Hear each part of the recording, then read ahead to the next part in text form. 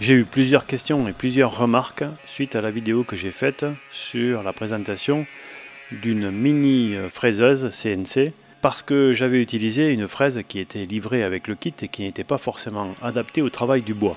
Et l'exemple que je vous avais proposé, c'était un travail sur bois. Donc aujourd'hui, je fais un complément à la première vidéo en vous présentant des fraises qui peuvent servir au travail du bois. Ce sont des fraises qui sont des fraises pour travailler en bout, c'est-à-dire que la denture est faite pour travailler en plongée, mais pas trop en translation. Vous allez voir le résultat avec les essais que j'ai fait sur ces trois fraises. Cette CNC a une petite broche, donc on a des fraises qui font un diamètre 3,175, c'est un huitième de pouce. Et ces fraises sont en carbure. Pour un diamètre de 3 mm environ, on tourne à 10 000 tours, donc ça fait quand même beaucoup. Ça peut chauffer et éventuellement émousser l'arête. Donc le carbure évite cet émoussage rapide. Et toutes les gravures que j'ai réalisées avec ces fraises n'ont absolument pas entamé l'affûtage des arêtes. Donc le carbure a au moins cet avantage, c'est d'éviter d'avoir des arêtes qui s'émoussent. Parce que j'avoue que pour aller réaffûter ce type de fraise, c'est quasiment mission impossible, sauf avoir de l'outillage microscopique. Je n'utilise pas souvent cette fraiseuse et ses logiciels, donc j'ai quand même passé un bon moment à me remettre en tête le fonctionnement de la machine, des logiciels, de la façon de procéder. Et il est possible qu'il y ait de meilleurs logiciels, de meilleures procédures. Je vous laisse enrichir cette vidéo dans les commentaires. Et bien entendu, si ça vous intéresse et que vous en voulez d'autres, que vous avez des sujets précis que vous voulez voir développer sur cette chaîne, concernant le fraisage avec une machine à commande numérique, n'hésitez pas, j'essayerai de répondre à votre attente. J'avoue que c'est un sujet très prenant, j'y ai passé plusieurs heures et je n'ai rien cassé. Ça c'est déjà une première chose, c'est-à-dire que c'est relativement accessible à tous, avec quand même pas mal d'apprentissage, que ce soit pour les logiciels ou que ce soit pour la machine. Et malheureusement, je n'ai pas trouvé de vrais tutos en français pour vous renvoyer dessus. J'ai plutôt des tutos en anglais. Et encore, c'est un sujet qui ne semble pas être très développé sur YouTube. J'ai trouvé quelques informations sur le site FreeCAD, puisque c'est FreeCAD que j'utilise. C'est un logiciel open source et il y a un forum dans lequel on trouve des informations, mais bien sûr en anglais. Cet essai était là pour répondre à la remarque qui m'avait été faite et qui était justifiée sur le fait que dans la première vidéo, j'ai utilisé une fraise qui était complètement inadaptée au travail du bois. Celles-ci ne sont pas vraiment adaptées au travail du bois. Elles sont plutôt polyvalentes parce qu'on peut travailler n'importe quoi avec. Elles sont même prévues pour travailler du métal, sauf que cette machine que j'utilise n'est pas capable d'usiner du métal. Ces fraises, donc, je les utilise sur du bois. Mais j'ai quand même poussé assez fort les paramètres d'usinage, puisque j'ai mis des paramètres de 3 mm en translation et de 4 mm en plongée, 4 mm par seconde en plongée. J'ai vraiment voulu essayer les fraises sans abîmer la machine, parce qu'encore une fois, c'est une petite broche et ce sont des petits guidages. Alors le changement des fraises est assez simple avec cette pince et ces deux outils. Bon, il faut prendre la précaution de bien les mettre à fleur, c'est-à-dire de bien faire rentrer la fraise sur toute la longueur de la pince. C'est très important parce que si jamais elle n'est pas bien serrée, la fraise, dans certaines opérations, dans certaines passes, elle peut carrément rentrer dans le bois et tout abîmer. Donc il faut bien la serrer et pour ça, pour bien la serrer, il faut bien la rentrer à fond dans la pince. Ensuite, j'ai fait des travaux en avalant, alors ça fait assez grincer un petit peu la machine, ça la fait vibrer. J'ai vérifié le serrage des boulons, j'ai vérifié le serrage des brides. C'est juste que l'usinage engendre des vibrations. De temps en temps, il faut évacuer les copeaux, mais ce n'est pas nécessaire. Je le fais juste pour montrer à l'image l'avancement de l'usinage, parce qu'en fait, même s'il y a les copeaux, ça n'empêche absolument pas la fraise de fonctionner.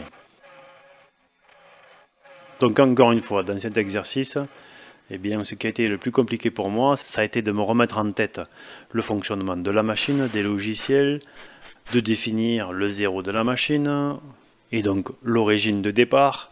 J'ai fait même une bourde à un moment, je me suis trompé dans l'origine Z, donc je suis bien rentré dans la pièce, je n'ai rien abîmé heureusement.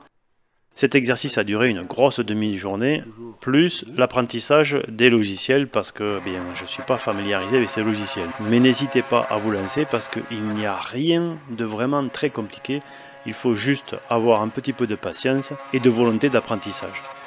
Et après, je pense qu'on peut faire des choses très intéressantes avec ce genre de petite machine. Surtout si on n'a pas la chance, comme moi, d'avoir un gros atelier avec des grosses machines. Et bien, dans un espace réduit, on peut arriver à s'amuser, à travailler le bois ou à travailler d'autres surfaces, à faire des choses sympathiques avec ce type de machine.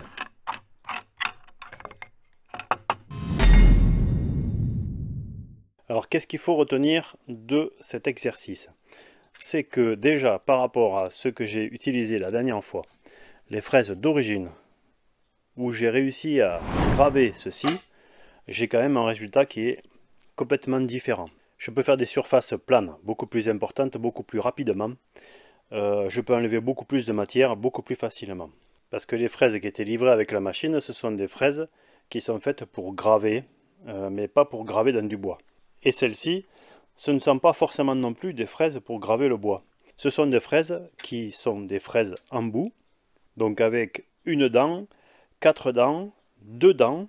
C'est l'essai qui m'intéressait de faire, c'est de voir la différence entre une fraise avec une dent, 4 dents et 2 dents, justement pour voir comment ça se comporte, comment on voit l'évacuation du copeau, quelle finition on peut avoir et quelle vitesse on peut atteindre pour graver. Et j'ai utilisé le même programme et les mêmes paramètres de coupe pour les 3 fraises qui sont ici.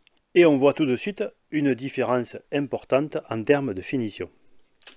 Donc on va commencer par la fraise, ici la dernière que j'ai utilisée, la fraise à une dent. On a une arête coupante hélicoïdale, ici, qui permet normalement d'évacuer le copeau. Ce qui veut dire que ce type de fraise est faite pour travailler en plongée. Quand on veut lui faire travailler en transversal, eh bien c'est ici l'arête hélicoïdale qui prend le relais et le travail est beaucoup moins performant. J'aurais pu faire un programme là aussi où on venait faire travailler la fraise dans la meilleure condition possible, que ce soit celle-ci ou toutes les autres d'ailleurs. C'est-à-dire faire des pré-trous et après venir surfacer. Là j'ai décidé de prendre comme profondeur maximale la moitié du diamètre de la fraise, c'est-à-dire la moitié de 3,175, ça fait environ 1,6. Je lui ai fait faire des passes avec 1,6 de profondeur. Et le résultat, c'est que j'ai fait forcer la machine. Parce que ce n'est pas prévu pour ça. Mais c'était un test volontairement difficile. Je vais regarder 2 choses. La première des choses, c'est l'état de surface du petit triangle qui est à l'intérieur. Et je vais les comparer. Et quand je les compare, il n'y a pas photo. Plus on a dedans, plus on a un état de surface sur les surfaces planes qui est propre. Ici j'ai une dent, c'est moyen on va dire. Ici j'ai 2 dents, c'est aussi moyen. Et ici j'ai 4 dents, et c'est déjà pas mal. Ensuite je vais regarder les contours. Et les contours je vais les voir ici, là, sur cette arête. Là. Et là en fait on voit que sur les 3, eh bien, il n'y en a pas un qui est mieux que l'autre. Je pense que la pire, c'est celle qui a une dent. Les autres sont un petit peu mieux. Et en fait, ce que je ne peux pas vous montrer, ou ce que j'ai eu du mal à vous montrer, mais qui est réel, c'est le fait de forcer sur la machine.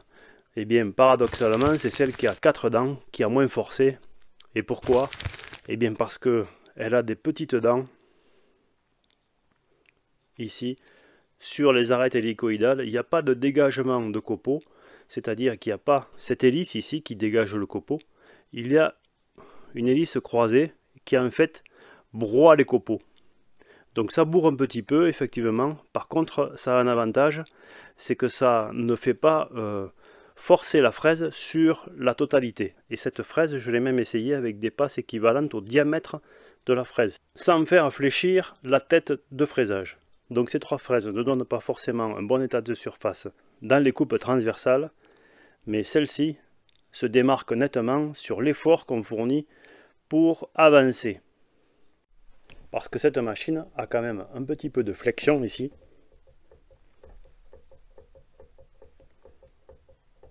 Donc il y a du jeu ici au niveau des paliers, mais il y a aussi de la flexion liée au diamètre ici des tiges de guidage. Donc c'est logique, hein. Il arrive un moment de toute façon où la broche n'a plus la puissance, donc c'est pas la peine d'avoir quelque chose de trop costaud ici avec une si petite broche. Donc sur ce genre de machine, il est important quand même de maîtriser l'effort de coupe. Et là, en l'occurrence, l'effort transversal, c'est-à-dire comme ça, eh bien, est difficile à gérer pour cette machine. Il y a un porte-à-faux important et ça bouge. Suivant cet axe, il n'y a aucun problème parce que ça fait travailler en torsion et là c'est resté rigide. Par contre, dans cet axe, on a de la flexion. Et comme ces forêts sont faits pour travailler en bout, eh bien, quand on descend, il n'y a aucun problème, ça ne fait pas lever la broche, ça coupe très bien. C'est juste dans l'effort transversal où il y a un effort qui s'appuie comme ça et qui a tendance à faire bouger la tête ici. Donc pour le bois, il ne faut pas utiliser ça, parce que ça fait un résultat qui est vraiment moche. Voilà ce que ça fait.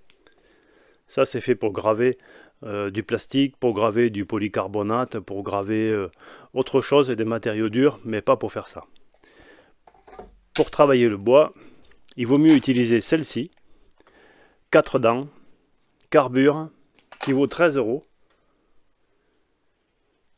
avec une hélice pour évacuer les copeaux. Et ensuite, eh bien, il faut modifier le programme. J'ai utilisé FreeCAD pour faire ce bouton. J'ai fait un chanfrein ici que je n'ai pas reproduit en usinage parce que je ne maîtrise pas assez le sujet du logiciel et je n'ai pas réussi à lui faire cette courbe ici. Donc je suis resté sur quelque chose sans arrêt à l'usinage. J'avoue que j'ai plutôt l'habitude de Blender et que là je me suis lancé dans FreeCAD parce qu'en fait avec FreeCAD on arrive à générer un parcours d'outils qu'on n'arrive pas à générer avec Blender. Donc j'ai créé ce bouton avec FreeCAD et derrière eh bien j'ai créé des usinages. Je vais vous montrer ce qu'on aurait pu changer puisqu'ici pour faire par exemple le tour, je descends et je fais une pénétration et après j'usine. Donc c'est là où je disais que quand on est en transversal ici on n'est pas bon. Ces outils ne savent pas faire ça. Donc c'est pas comme ça qu'il aurait fallu faire. Il aurait fallu modifier le programme pour faire différemment. Alors il y a un autre paramètre aussi qu'il faut prendre en compte, c'est le sens dans lequel on tourne. C'est-à-dire qu'ici je tournais comme ça et ma fraise tourne comme ça. Donc elle avale, on travaille en avalant. On aurait pu la faire tourner dans l'autre sens de manière à ce qu'elle ne travaille pas en avalant. Du coup pour faire ça, il suffit d'inverser le sens de rotation. Et quand on regarde qu'est-ce qui se passe, voilà, on tourne dans l'autre sens. Ce qui fait que comme on tourne comme ça et qu'on fait comme ça, on a tendance à mieux couper. Donc ce sont tout un tas de paramètres qu'on peut faire évoluer. J'ai voulu mettre ces fraises dans des conditions terribles et c'est ce que j'ai fait. Parce que ce sont des petites fraises, c'est une petite machine, donc j'ai voulu voir ce que ça donnait.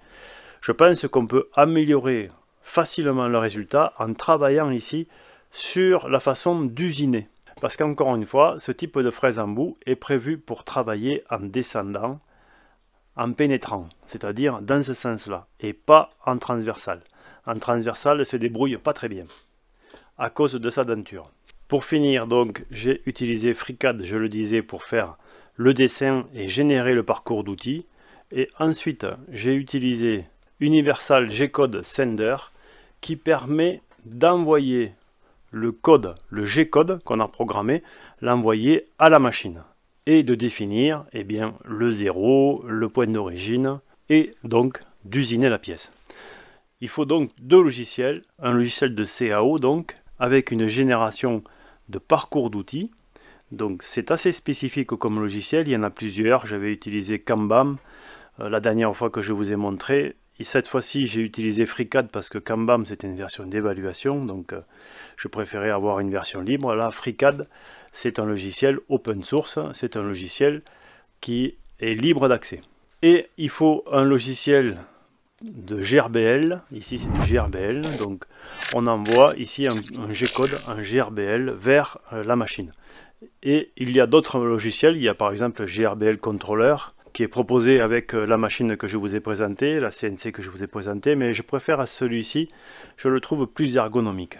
Voilà, j'espère que cette petite vidéo vous sera utile et que vous avez passé un bon moment. Si c'est le cas, pensez à me mettre un pouce levé, pensez à vous abonner et à cliquer sur la notification pour voir d'autres épisodes de bricolage et pas forcément de la CNC. Et vous retrouverez toutes les informations utiles sur tout ce que je vous ai montré dans la description de la vidéo. Je vous dis à très bientôt et en attendant, bricolez bien!